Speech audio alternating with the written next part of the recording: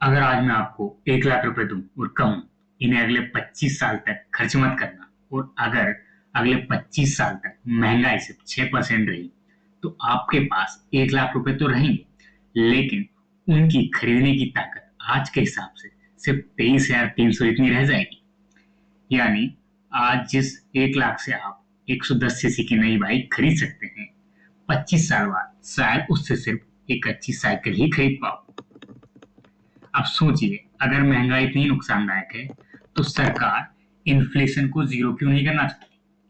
क्या zero inflation किसी देश के लिए अच्छी खबर है, या वही पूरी इकोनॉमी को मंदी की तरफ धकेल सकती है? आइए इसी आसान भाषा में समझते हैं। इन्फ्लेशन क्या है? इन्फ्लेशन का सीधा मतलब है समय के साथ चीजों की कीमतें बढ़ना और आपके पैसों की परचेजिंग पावर कम होना। यानी समस्या सिर्फ चीजों के महंगे होने की नहीं है, समस्या यह है कि आपका पैसा पहले जितना शक्तिशाली नहीं रहता है। अब समझते हैं कि इन्फ्लेशन होती क्यों। इन्फ्लेशन के 3 बड़े कारण हैं। पहला, डिमांड ज्यादा होना, सप्लाई कम। जब खरीदने वाले ज्यादा हो और सामान कम हो मार्केट में, तो कीमतें बढ़ जाती है। इसे कहते हैं डिमांड पुल इन्फ्लेशन। दूसरा कारण, प्रोडक्शन कॉस्ट बढ़ जाना। जैसे क्रूड ऑयल महंगा हो जाए तो ट्रांसपोर्ट महंगा होगा, फैक्ट्री का खर्च बढ़ेगा और आखिर में हर सामान महंगा लगेगा।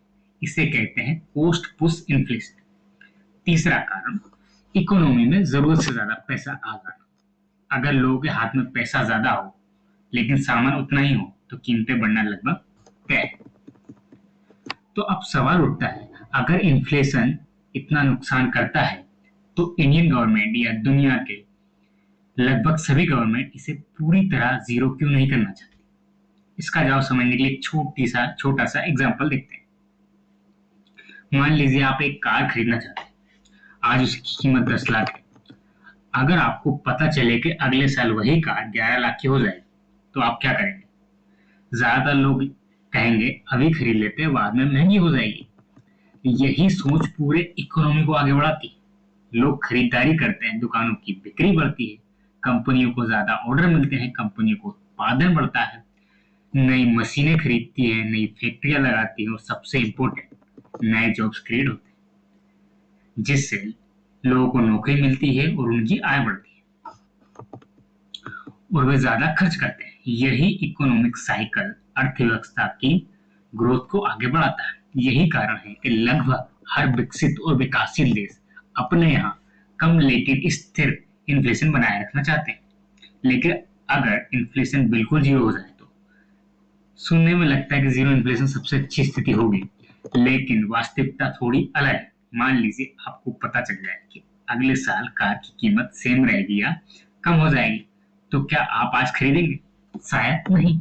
आप सोचेंगे 1 साल रुक जाते हैं, क्योंकि कार की कीमत तो बढ़ेगी नहीं या सस्ती मिल जाएगी। अगर लाखों लोग यही सोचने लगे तो कार कंपनियों की बिक्री गिर जाएगी, फिर कंपनियां उत्पादन कम करेंगी, नई भर्तियां रुक जाएंगी, बेरोजगारी बढ़ेगी, लोगों की आय कम होगी और वे दूसरी चीजें खरीदना भी कम कर देंगे। इससे पूरी अर्थव्यवस्था की ग्रोथ धीमी पड़ सकती है। इसी वजह से अर्थशास्त्री केवल जीरो इन्फ्लेशन ही नहीं बल्कि डिफ्लेशन से भी डरते हैं। इसलिए सरकार चाहती है इन्फ्लेशन ना बहुत ज्यादा हो, ना ही बहुत कम हो, ना ही जीरो इन्फ्लेशन, बल्कि ऐसी महंगाई हो जो लोगों को खरीदारी करने के लिए प्रेरित करे, लेकिन उनकी परचेजिंग पावर भी तेजी से न घटाए। इसलिए भारत में आरबीआई का लक्ष्य 4.4% इन्फ्लेशन है, जिसमें 2 से 6% की सीमा स्वीकार मानी जाती है।